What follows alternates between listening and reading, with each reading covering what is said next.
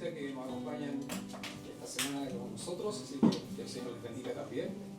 Hoy día vamos a continuar con la exposición del Evangelio de Juan, y como dijo Daniel, la palabra de Dios nos sorprende.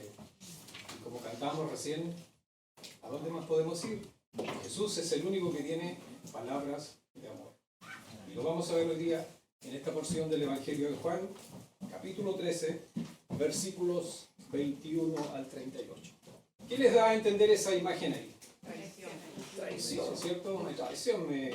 Nosotros decimos me apuñaló por la espalda, significa que me traicionó. Fue a la maleta incluso la acción de la traición. Y hoy día vamos a hablar un poco acerca de la traición. Buscando también en internet acerca de las traiciones más famosas de la historia, me encontré con 5, con 10 aproximadamente, desde los tiempos de la época del Imperio Romano hasta nuestros días, pero leyendo entre una y otra me encontré con esta, no sé si ustedes saben, de la traición de Francisco Pizarro hacia el emperador Inca Atahualpa. No sé si alguien conoce la historia o no, pero es muy interesante. Llegaron los españoles, engañaron a Atahualpa, lo citaron en cierto lugar en una plaza, y Atahualpa, confiando en la honorabilidad de Pizarro, llegó con sus soldados, que eran muchos, y llegaron totalmente desarmados, porque era una invitación. Pero había algo detrás de los españoles ahí, y trataron de evangelizarlo, entre comillas, a Atahualpa, a hacerlo cristiano. Le presentaron algunos utensilios así religiosos, y Atahualpa, como no entendía de qué es lo que significaban esas cosas, simplemente los botó al suelo. Pero ahí entonces lo atraparon, lo encarcelaron, mataron una cantidad de miles de los incas que le acompañaban, y ahí estaba preso Atahualpa en un cuarto, no me acuerdo cuál era la medida aproximadamente que tenía, y muchos de sus súbditos iban y le llevaban comida, en platos de oro, en platos de plata, y los españoles, ¡chum!, sus ojitos cuando vieron esos metales, que para los incas prácticamente ese metal no significaba nada, era un metal más nomás para ellos, pero para los españoles les interesó. Entonces Atahualpa hizo un trato con ellos, con Pizarro prácticamente. ¿Usted ve por qué tiene la mano levantada así? Porque Atahualpa le dijo, mira, déjame libre y yo te voy a llenar 2 piezas de este cuarto donde estoy prisionero, una con oro y otra de plata. Imagínate. Los españoles, claro que estaban más dispuestos que aceptar el trato, y llenaron las 2 piezas. ¿Se imaginan cuánto, las toneladas de peso del oro y de la plata? ¿Se imaginan la cantidad de dólares? Bueno, la información que yo saqué era del año 2015. El dólar a ese año 2015 eran como 230 millones de dólares solamente el oro. Solamente la pieza de oro. Si lo calculamos al dólar al día de hoy, no sé cuánto, podríamos llegar a 300 millones, quizás más. Así que imagínate. Pero ¿qué es lo que pasó aquí? Atahualpa cumplió su promesa, pero Pizarro no. ¿Saben que trataron de seguir evangelizándolo? Hasta lo bautizaron antes de matarlo. Aparte de haberlo acusado como por 5 cargos. Idólatra, incesto, no sé qué, cuántas otras acusaciones más. Y lo mataron. Una traición, ¿no? Una traición muy famosa dentro de nuestra historia, y especialmente de nuestros vecinos, los peruanos, los hermanos peruanos. Hablando de Perú, ayer estuvo de aniversario el país de Colombia. Aquí está Consuelo y Carolina. Yo le pregunté, oye, ¿cuál es tu baile nacional? No sé, yo pensando en la cueca nuestra, la cumbia, así que debiera estar bailando cualquier cumbia ahí en la Consuelo. Felicitaciones, Consuelo. Pero imagínense, hermano, una traición de este tipo, totalmente distinta a la traición en la cual nosotros vamos a hablar hoy en día. Por lo menos aquí era bastante dinero comparado al precio de la traición de Judas. ¿Ya? La traición anunciada en el versículo 13, 21 habla de, y habiendo dicho Jesús esto, la Biblia dice, se conmovió en espíritu y declaró y dijo, de cierto os digo, que uno de vosotros me va a entregar.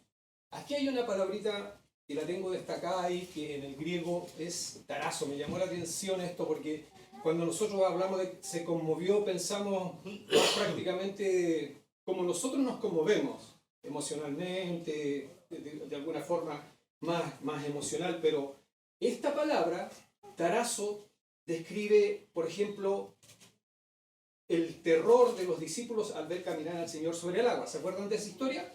Porque esta palabra no solamente significa algo emocional, sino que también de asombro, de espanto, de algo que realmente a ti te conmueve. Y ahí hay un ejemplo, por ejemplo, el espanto de Zacarías cuando el ángel Gabriel se le apareció en el templo también. Imagínate esa impresión de ver ese personaje delante de ti. El miedo de los discípulos cuando Jesús se le apareció después de la resurrección, ese tipo de evento. Esa palabra tiene ese tipo de connotación. La angustia profunda del alma de Jesús, cuando te acuerdas cuando se acercó a la tumba de Lázaro, también dice que se conmovió en espíritu. Entonces la palabra tiene muchas acepciones.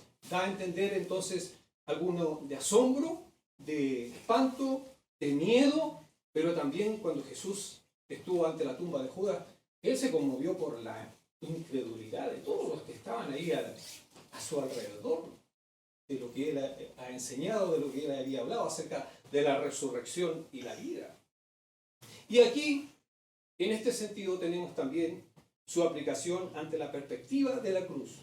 Hermanos, esta es la noche anterior, antes de que Jesús vaya a ser juzgado y vaya a ser crucificado. Entonces aquí hay una conmoción de parte de él, sabiendo de aquí en adelante todo con lo cual él se iba a enfrentar, algo que lo conmovió. Entonces aquí vemos que las emociones de parte de Jesús están en un estado así como de agitación. Hermano, él estaba como hombre aquí, como un hombre común y corriente, así como tú y yo. ¿Te imaginas, sabiendo él el futuro de lo que le esperaba? Con razón su espíritu se conmovió, porque algo va a pasar aquí en este momento, de aquí en adelante. Al Señor lo conmovían muchas cosas, hermanos. Imagínate, él pasaba delante de la gente y él sabía el destino eterno de cada uno de ellos. Imagínate. Y aquí la conmoción la vemos de un discípulo dentro de los 12 que estaban ahí dentro. Un discípulo que no le correspondía. Ese era Judas. Una total ingratitud de parte de Judas, hermano. ¿Ya? De no apreciar a quien tenía delante de él. De la bondad de que Jesús le había mostrado todo este tiempo. Así que, imagínate. Más adelante, lo vamos a ver en el versículo 27, dice la presencia malévola de Satanás que se iba a introducir en Judas para traicionarlo. Jesús ya sabía todo eso. Y él estaba ahí entonces conmovido en espíritu y declaró ciertas cosas. Así que no pensemos cuando leemos prácticamente a medias como nosotros lo entendemos de este lado del mundo, sino que más bien como se expresaba la Escritura en los tiempos de nuestro Señor Jesucristo. Hay mucha diferencia en algunas connotaciones en cuanto a las palabras, pero nosotros tendremos que entenderla de acuerdo al concepto bíblico. La traición anunciada. Y declaró y dijo, de cierto os digo, que uno de vosotros me va a entregar. Chuta. Interesante la declaración, ¿no? Y lo dijo delante de sus 12 discípulos. Solamente uno con el cual había vivido y prácticamente había ministrado durante 3 años, incluso a cuyos pies había lavado anteriormente. ¿Se acuerdan que lo vimos en la prédica anterior? Uno de los cuales él también eligió, también lo hablamos en la prédica anterior, para ser prácticamente un representante, un embajador de Jesús.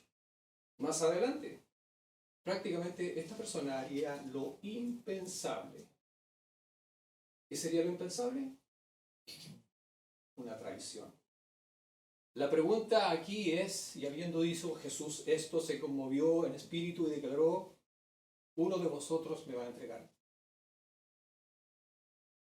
Aquí está el versículo siguiente cuando dice, entonces los discípulos se miraban unos a otros, dudando de quién hablaba, y uno de sus discípulos, el cual Jesús amaba, estaba acostado al lado de Jesús. A este pues hizo señas. Pedro no se dirigió directamente a Jesús a preguntarle, oye Jesús, ¿puedes decirnos quién es? Sino que miró a Juan y le dijo, ¿y que está ahí al ladito de Jesús? Pregúntale tú. La pregunta es, hermano, ¿quién? ¿Quién va a ser el traidor? ¿Ya? Que nadie de los 12 que estaban ahí adentro hubieran podido descubrir durante todo este tiempo quién era el traidor. Hermano, este es un atributo de Judas. Un atributo de parte de Judas de su tremenda hipocresía. Imagínese una persona que te engañe durante 3 años y que ninguno de los 11 pudo darse cuenta. Solamente Jesús sabía. Pero también, digamos, es un atributo de parte de nuestro Señor Jesucristo, que lo trató a Judas exactamente igual como trató a todos los demás. Aún así, sabiendo que lo iba a traicionar. ¿Se dan cuenta cómo es Jesús? No hace acepción de personas, sino que trata a todos por igual, aún sabiendo tu condición, aún sabiendo tu pecado, aún sabiendo lo que tú vas a cometer en el futuro. Igual. Tremenda hipocresía. En lugar de Jesús acusar a Judas ahí en ese momento, ¿qué hizo? No dijo nada. No lo delató. Y los discípulos, dice el versículo aquí, se miraban unos a otros dudando de quién hablaba. Y ahí viene la expresión también, ¿seré yo? ¿Seré yo, Señor? En el versículo de Marcos lo declara de esta forma, dice, entonces ellos comenzaron a entristecerse y a decirle uno por uno, ¿seré yo? Y el otro, ¿seré yo? Tremenda duda. No solamente Marcos relata este evento, sino que también en Mateo 26, 25, incluso Judas, miren lo que dijo. Entonces respondiendo Judas, el que le entregaba dijo, ¿soy yo, maestro? La hipocresía de Judas. Aún él mismo, sabiendo lo que iba a hacer, le estaba preguntando a Jesús, cuando Jesús mismo estaba declarando, uno de ustedes me va a entregar, ¿seré yo, maestro? Hermano, esto tiene que hacernos pensar a nosotros, porque nosotros, de alguna forma, en algún momento, también estamos ahí. ¿Ya? ¿Seré yo? ¿Soy yo, maestro? Y aquí entonces Jesús se dirige directamente al traidor. Respondió Jesús, porque todos estaban preguntando, ¿cierto? ¿Quién es? ¿Quién es? ¿Quién será? Y él hace una declaración, a quien yo diera el pan mojado, ¿a quién es? Y mojando el pan lo dio a Judas Iscariote, hijo de Simón. Y después vemos la historia nuevamente. Pero evidentemente Jesús hizo esta declaración en una forma un poco más, quizás habló un poco más bajito. Y no todos seguramente le escucharon, sino solamente Juan. Solamente Juan, el que estaba, ¿se acuerdan?, recostado en su pecho al lado de él. Solo Juan oyó lo que respondió Jesús cuando todos los discípulos habían preguntado. Me llamó la atención también por qué ese pan mojado, hizo la expresión de Jesús.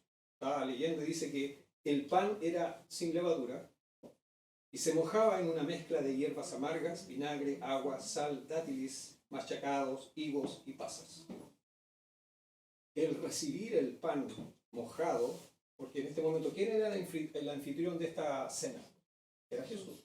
Jesús era el anfitrión. Él fue el que dio el ejemplo de lavar los pies a sus discípulos. Se humilló.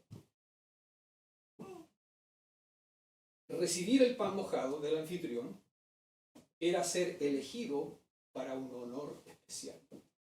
Imagínate, aún ahí, en ese momento, Jesús tuvo un gesto de honor con Judas, aún sabiendo que le iba a traicionar. ¿Qué estaba haciendo Jesús como anfitrión, dándole este pan mojado a Judas? Estaba mostrando su bondad prácticamente hasta el final. Le estaba mostrando amor, le estaba mostrando bondad, aún sabiendo que le iba a traicionar. Amor, acabamos de cantar ese corito acerca del amor de Jesús. Mire lo que dice este versículo en Romanos 2:4, dice: ¿no te das cuenta de lo bondadoso, tolerante y paciente que es Dios contigo? ¿Acaso eso no significa nada para ti? Piensa, hermano. ¿No ves que la bondad de Dios es para guiarte a que te arrepientas y abandones tu pecado? No es el terror o el temor a la condenación o al infierno. No es la traducción viviente, Patricia. Que nos debe acercar a Dios. Es esto, hermano.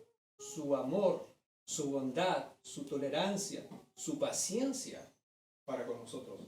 Eso es lo que nos debe acercar a Dios. No el miedo, no el terror. Su amor. Y eso fue lo que Jesús demostró a Judas cuando le dio ese pan mojado. Un acto de bondad. Un honor.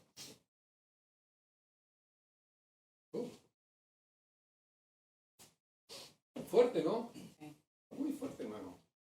Para que nosotros vayamos considerando nuestra propia vida también. Acuérdense, hermano, que yo a veces les he dicho que cuando nosotros leemos algo en la palabra de Dios, nosotros tenemos que introducirnos dentro del texto y es como que si nosotros estuviéramos ahí, como si nosotros fuéramos parte de esa narración. Uno más ahí entre medio de todo. Entonces eso nos pega más. ¿Qué obtenemos aquí, hermanos, de la traición de Judas? Bueno, obtenemos varias lecciones y lecciones trágicas acerca de esta traición de Judas. Un poquito más, vamos a leer un poquito aquí. Me gustó. Dice: Judas es el mayor ejemplo en la historia de la oportunidad perdida y del privilegio desperdiciado. Bueno, de esas 10 traiciones que yo leí durante toda la época que tenemos hasta el día de hoy en el mundo, esta no se compara a ninguna otra. Eso es lo que acabamos de leer. Número 2. Judas es la más importante ilustración del peligro de amar al dinero. Dice 1 Timoteo 6:10. Dice: porque el amor al dinero es la raíz de todos los males. Hay quienes han dejado la fe por correr tras las riquezas y al fin se han causado a sí mismos muchísimos sufrimientos. Hermano, la Biblia dice que la raíz de todos los males es el amor al dinero. Tú escarbas de repente un problema, una situación en tu vida o la de otro y vas a ver que dinero, de alguna forma. Muchas veces problemas matrimoniales, dinero. Yo por querer surgir y ser esto, dinero.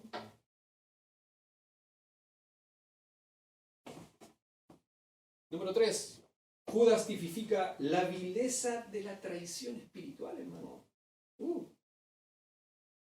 En todas las épocas han habido Judas, de alguna forma, que profesan seguir a Cristo, pero después por el tiempo se vuelven contra de él. La vida de Judas también es un recordatorio que nos da a nosotros una lección sobre la necesidad de que nosotros debemos de examinarnos a nosotros mismos. ¿Qué dice este versículo aquí en 2 Colosenses o Corintios? No recuerdo. Corintios 13:5 dice: examínese para saber si su fe es genuina. Pruébense a sí mismos. Sin duda saben que Jesucristo está entre ustedes. De no ser así, ustedes han reprobado el examen de la fe genuina. Hermano, la Biblia nos manda que yo me debo examinar a mí mismo. Si realmente yo soy cristiano, si realmente soy un hijo de Dios, o si realmente estoy aquí siendo prácticamente un hipócrita nomás. O simplemente un religioso. Y hay una gran diferencia entre ser un discípulo de Cristo y un religioso. Acuérdense que el religioso puede imitar todo lo que es cristiano verdadero. Se congrega, canta, ora, incluso, hermanos, pueden predicar.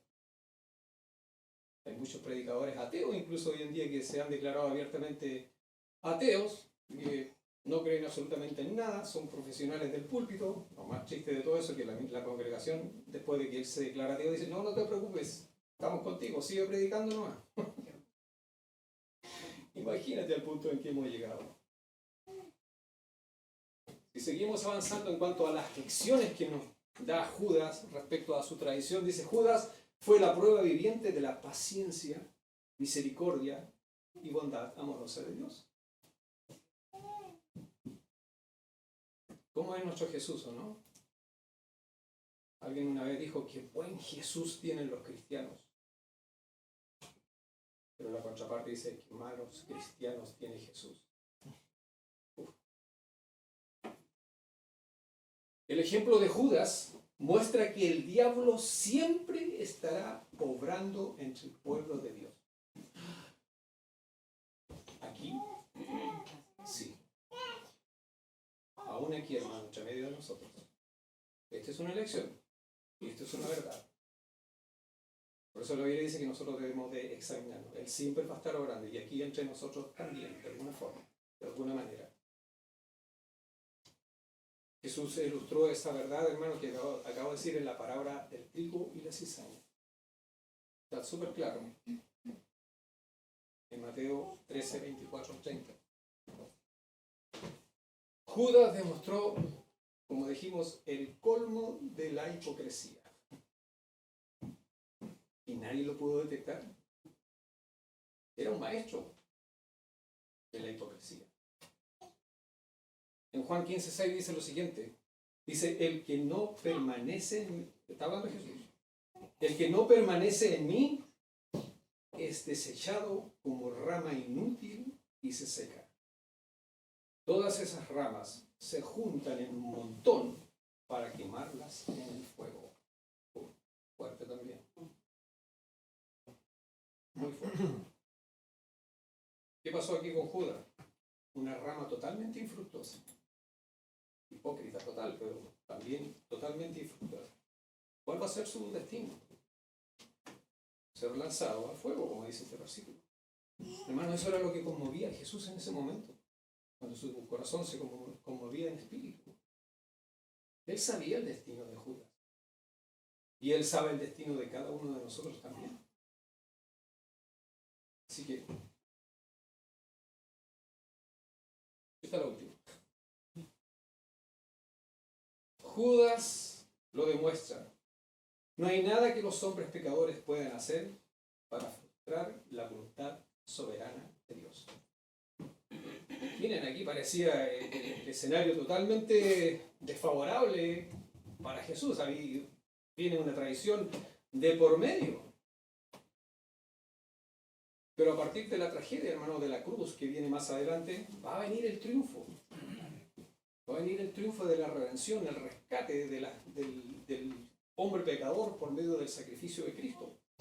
La victoria prácticamente aparente de Satanás, en realidad, va a ser su derrota final en la cruz del Calvario. Y Dios usó la traición de Judas para su propia gloria. ¿Se acuerdan del caso de José? Sus hermanos igual le traicionaron. Pero miren lo que dice José al final, en Génesis 50, 20, la primera parte del versículo. Cuando él estaba ahí delante de todos sus hermanos, revelándose de que él era José, el hermano pequeño que ellos habían vendido como esclavo, José le dice: ustedes se propusieron hacerme mal, pero Dios dispuso todo para bien. Iba a ocurrir exactamente lo mismo con la traición de Judas. Propuso algo para mal, pero esto iba a tener un desenlace para bien. Entonces Dios usó la traición de Judas para su propio bien. Hay un poema que dice: hoy como ayer, los hombres se ponen su precio. Por 30 monedas no vendió a Cristo. Por 30 monedas se vendió él. Que tampoco se vendió Judas. No estaba vendiendo a Jesús, se estaba vendiendo a sí mismo. Pensemos en nosotros también, hermanos. ¿Por cuán poco nosotros nos vendemos muchas veces? No vendemos a Jesús. ¿No le damos el honor y la gloria que Él merece? La devoción, la adoración, el tiempo, mi dinero, el servicio. Preferimos otras cosas que según para nosotros pueden ser más importantes. Pero nos estamos vendiendo por tan poco, hermanos. De hecho, cuando Judas vendió a Jesús a sus enemigos, estaba vendiendo su alma al diablo. Eso es lo que Jesús estaba diciendo más adelante, en el versículo 27 lo vamos a ver, porque dice, Satanás entró en él. Se vendió por tan poco, hermanos, 30 piezas de plata. Bueno, podemos ver la expresión profunda del amor de Cristo en este versículo que están aquí, acerca de su glorificación. La cruz, hermano, parecía una derrota desastrosa prácticamente para Jesús, una derrota vergonzosa, y aún así a través de la cruz, donde Él dio su vida por todos los pecadores, aún incluidos nosotros, la gloria de Cristo se va a demostrar aquí con toda claridad. Jesús, hermanos, dio su muerte en términos de glorificación. Hizo 3 declaraciones, están subrayadas ahí en rojo. Ahora es glorificado el Hijo del Hombre. Primera declaración. Segunda declaración, Dios es glorificado en él. Tercera declaración, si Dios es glorificado en él, Dios también le glorificará en sí mismo y enseguida le glorificará.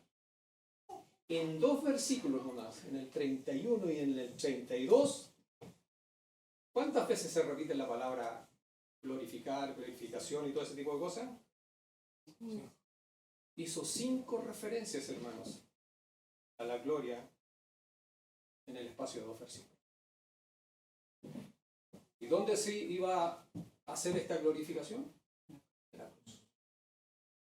Si nosotros miramos la cruz, totalmente vergonzoso, totalmente humillante, totalmente, como dice la Biblia, maldito el que es clavado en una cruz. Según nuestros ojos humanos, pero para Jesús, esa iba a ser la cúspide de todo su ministerio aquí en la tierra. Su muerte, sepultura y resurrección. El Evangelio. Y ese evento, ¿qué iba a traer? Gloria a Él, gloria a Dios y salvación para todo aquel que cree. Hermanos, aquí cuando nosotros leemos aquí este mensaje, cuando Él le dice a Judas todo esto, vemos que Jesús tenía pleno control de su muerte. Pleno control. Nada le estaba sorprendiendo ahí en ese momento. No, Él tenía pleno control. Acuérdense que Él dijo, yo pongo mi vida y la vuelvo a tomar. Él tenía pleno control de todo eso. Cuando Judas hubo salido, ahí Jesús comenzó a dar su discurso de despedida con sus 11 apóstoles restantes. Sin Judas. Y sin Judas ahí Él instituyó lo que nosotros conocemos como la cena del Señor. Sin Judas. O sea, fue una comunión, en ese momento fue cerrada, pero solamente con aquellos que realmente lo amaban, no con el traidor.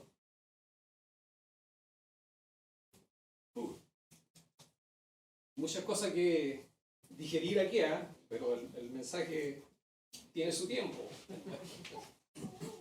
Podríamos seguir hablando de muchas cosas aquí, hermanos, con solamente estas palabritas nomás que... Hablando de la glorificación de Cristo, yo al tiro, no sé, mi mente corrió a esto. No tiene nada que ver, pero lo voy a hacer calzar. ¿Usted sabe lo que es eso, no? ¿Alguien sabe? Estamos en familia. La Jennifer sabe. ¿Ah? Sí, es una foto, hermano, es una foto que se tomó desde una sonda espacial, se llama Voyage 1. El nombre se lo dio Carl Sagan, él le puso a esa foto un punto azul pálido. Tiraron la sonda Voyage 1 para que se introduzca en lo profundo del espacio y Carl Sagan con otro amigo le dijo a los ingenieros de la NASA, mira, antes de que apaguen la cámara porque querían ahorrar energía, dijo, saquemos unas fotos. Sacaron como 60 fotografías, ¿ya? Esas fotografías se denominan el retrato de familia, ¿ya? Porque está todo nuestro sistema solar ahí con todos los planetas que la componen. Pero ese punto ahí, hermanos, esa es la Tierra. ¿Saben a cuánta distancia se sacó esta foto? Tengo anotado aquí. 6.000 millones de kilómetros se sacó esa fotografía de la Tierra. Y solamente se alcanzó a ver porque había un destello de sol nomás que la iluminaba. Justo. Se alcanzó a ver ahí. También él la llamó una mota de polvo. ¿No parece una mota ahí? Oye, está sucio. ¿No parece una mota? Pero ahí estamos nosotros, hermanos. Ahí vivimos nosotros. Ahí está nuestro hogar. Ahí está con todos nuestros antepasados y ahí estamos nosotros y ahí van a estar nuestros descendientes también. Aquí hay otra fotito más. La misma. Imagínense, hermanos. ¿Qué somos en el espacio profundo? Polvo en la balanza, dice la Biblia, el hombre es un polvo en la balanza, es un vapor de agua, nada. Y por eso Jesús murió por nosotros. O sea, ¿por qué traje esta foto aquí? Para que nosotros veamos la inmensidad, la plenitud, el amor de Dios en enviar a Jesús a salvar a esta mota en el espacio, a este polvo.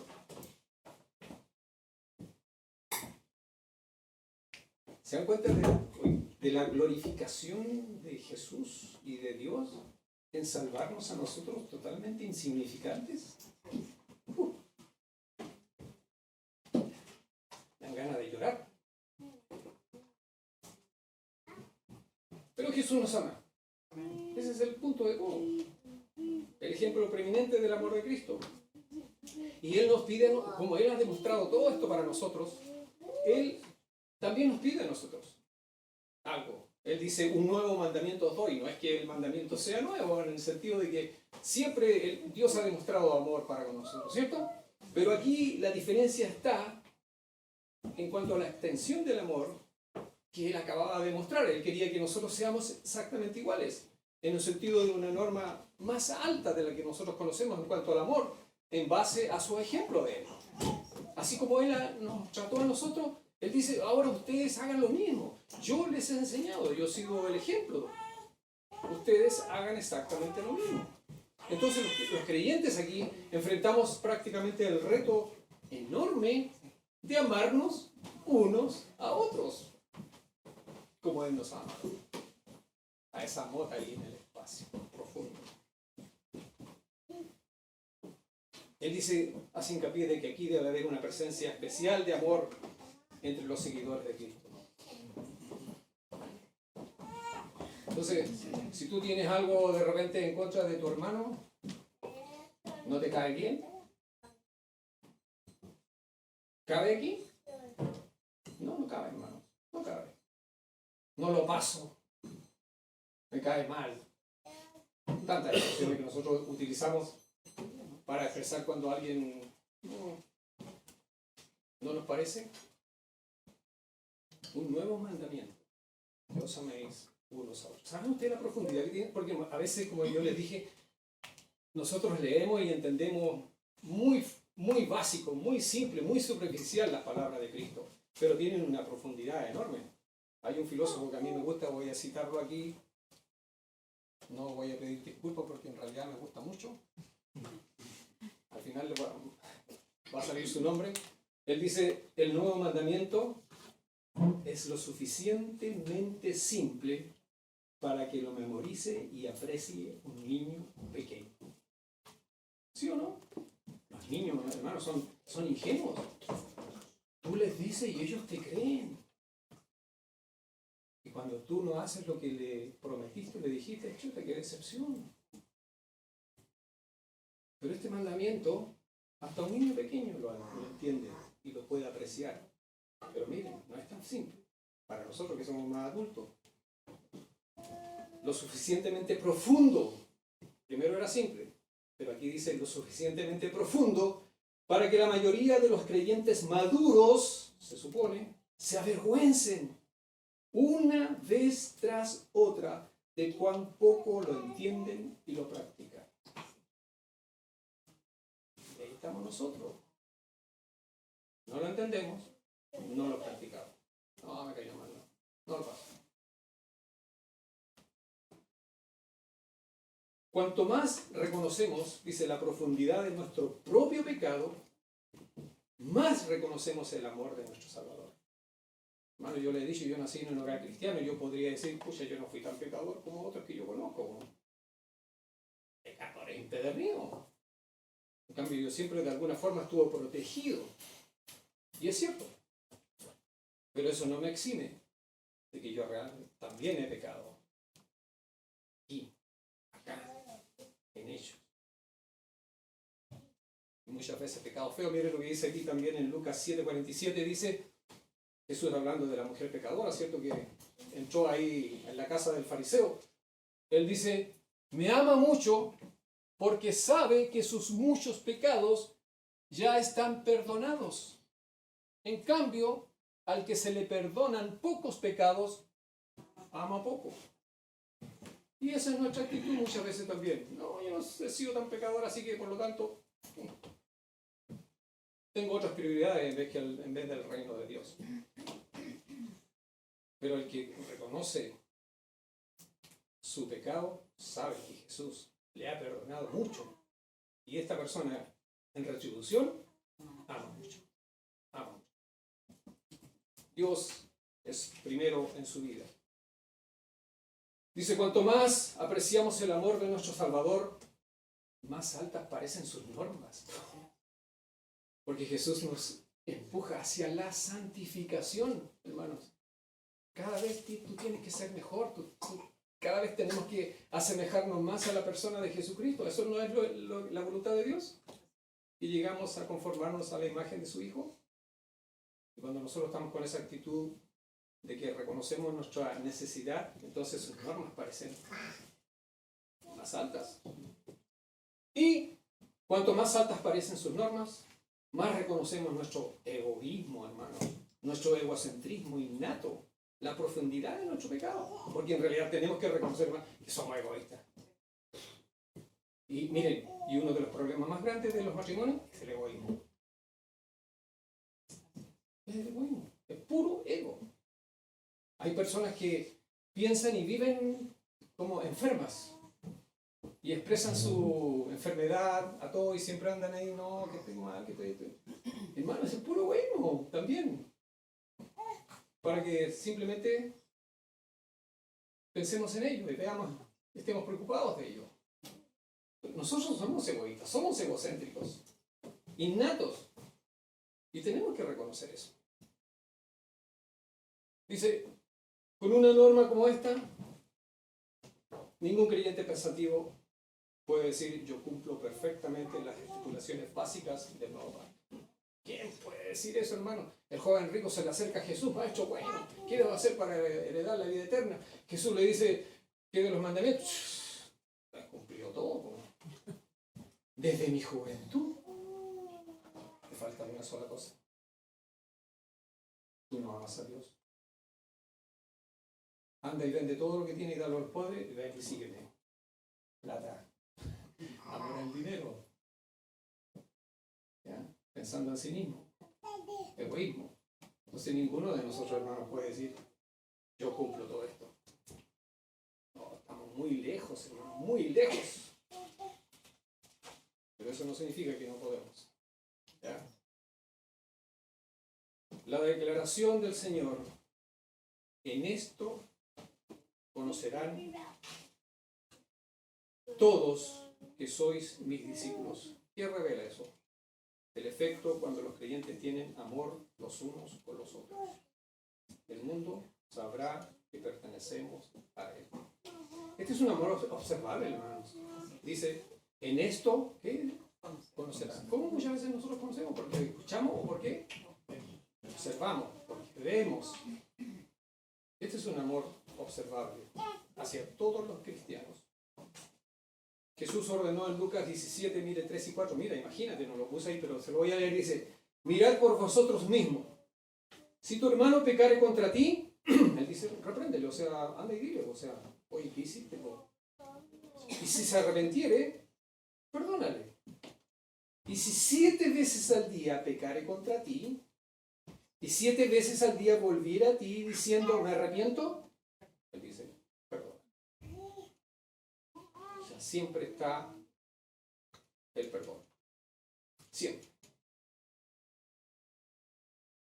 Entonces, el amor que tenga prácticamente un creyente por otros creyentes asegura que tiene una fe auténtica. Ahí dice, miren, dice la iglesia puede ser ortodoxa. Ortodoxa significa que puede ser recta, correcta en su doctrina. Nos jactamos muchas veces de eso. No, nosotros somos los que tenemos la doctrina correcta. Somos ortodoxos. Y vigorosa en su proclamación de la verdad. Pero eso, hermanos, no va a persuadir a los incrédulos a menos que los creyentes se amen unos a otros. Porque así dijo Jesús. Es observable. No sacáis nada con tener la doctrina correcta, no sacáis nada con predicar bien, si es que no hay amor por los hermanos. ¿Ya?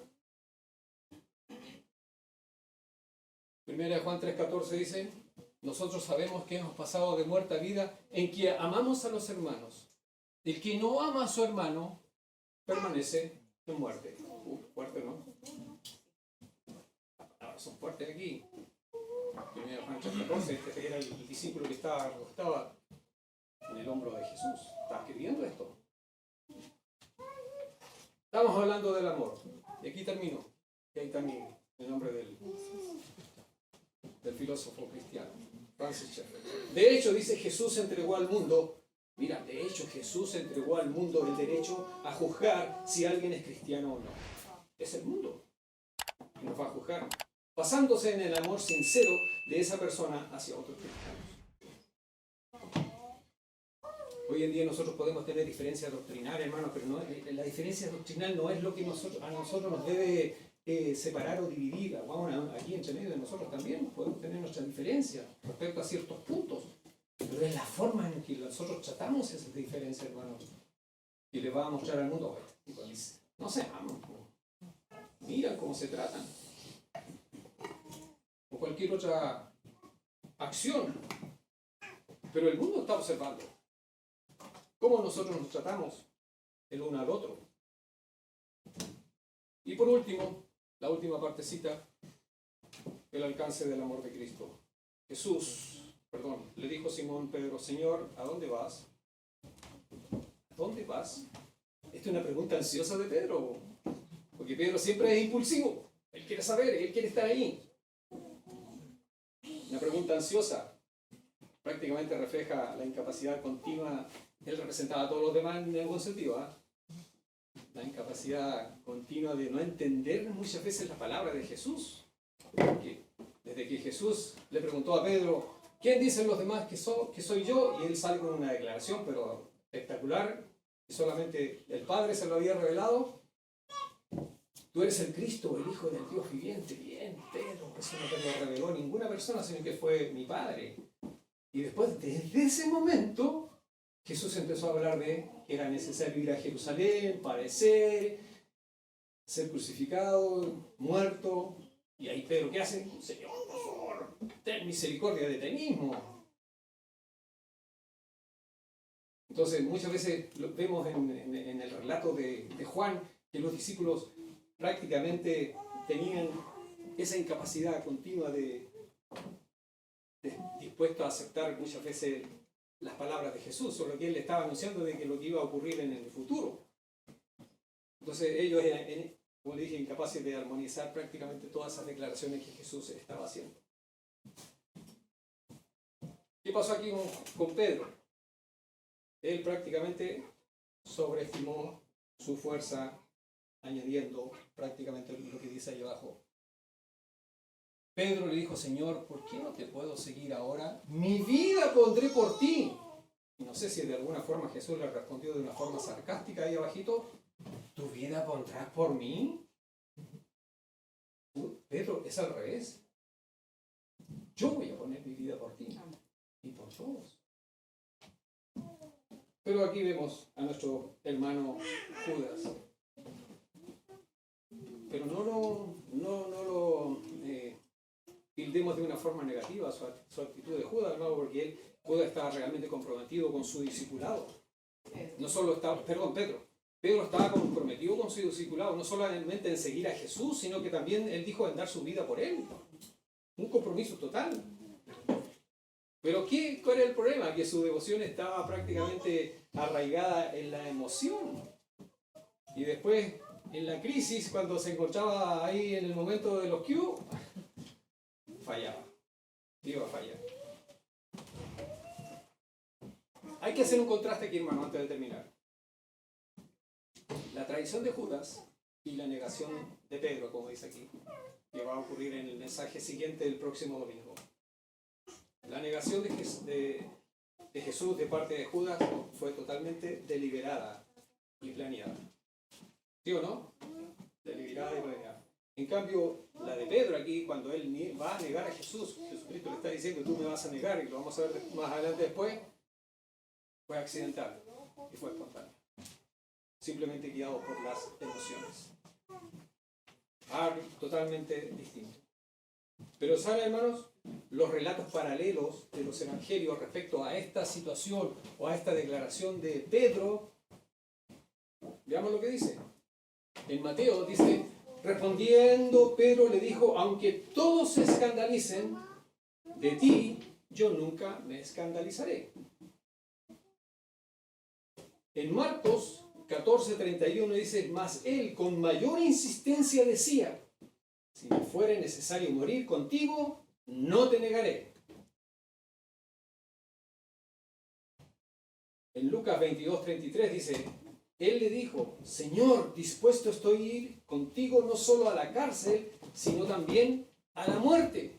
¿Y saben una cosa? No solamente era Pedro el que daba ese tipo de declaración. En Marcos 14:31, miren lo que dice. También todos, o sea, los discípulos, decían lo mismo. Claro que Pedro era el vocerón, el líder de todo, él expresaba lo que los demás también estaban diciendo. Entonces, ¿qué muestra esto? Alta vehemencia de parte de Pedro, ¿no? Al expresar este tipo de cosas. Pero también mostraba una jactancia, una arrogancia, sin reflexionar prácticamente en lo que estaba diciendo. Tenía una fuerza, tenía pasión, tenía ardor, Pedro, para decir este tipo de cosas. Bueno, son cosas que a nosotros nos deben enseñar también, hermanos. Dar este tipo de declaración dentro de un cuarto, quizás seguramente estaba bien calentito, después de haber tomado una rica cena, estar en compañerismo con los discípulos, con Jesús. Claro, cualquiera puede decir lo que dijo Pedro, ¿sí o no? Pero muy distinto después de estar en el huerto de Getsemaní, cuando vino la turba, los soldados. ¿Qué pasó ahí? Todos arrancaron. Entonces, cuidado muchas veces con expresar nosotros este tipo de compromiso cuando estamos en un ambiente bien acogedor. Pero cuando llegue el momento de la prueba, ahí realmente nosotros vamos a ver si realmente dijimos la verdad o no. Y para terminar, ¿a dónde voy? ¿A dónde voy yo? Dijo Jesús. Mira, ¿saben que esta aparece en dos partes? Hay un contraste Jesús había dicho esto mismo a los judíos, a los que lo apuntaban, a los que lo querían hacer el mal. Él le dijo esto en Juan 8:21. Dice, yo me voy y me buscaréis, pero en vuestros pecados moriréis. A donde yo voy, ustedes no pueden ir. Se lo dijo a los judíos. La misma expresión se lo dijo ahora a Pedro. Miren el contraste. A donde yo voy, no me puedes seguir ahora, más me seguirás después. ¿Dónde está la diferencia aquí, hermano? A uno le dijo, tú no me puedes seguir, vas a morir en tus pecados. Al otro le dijo, por ahora no puedes, más adelante sí. Hay un contraste aquí. En la segunda, Jesús le está ofreciendo esperanza a Pedro y a todos sus discípulos. Y eso es una esperanza para nosotros también. ¿En cuál grupo estás tú, hermano? ¿Estás arriba? Cuando Jesús expresa esto ante los discípulos, ante los judíos, ¿estás ahí o estás abajo? Cuando Jesús le da la misma respuesta distinta a Pedro.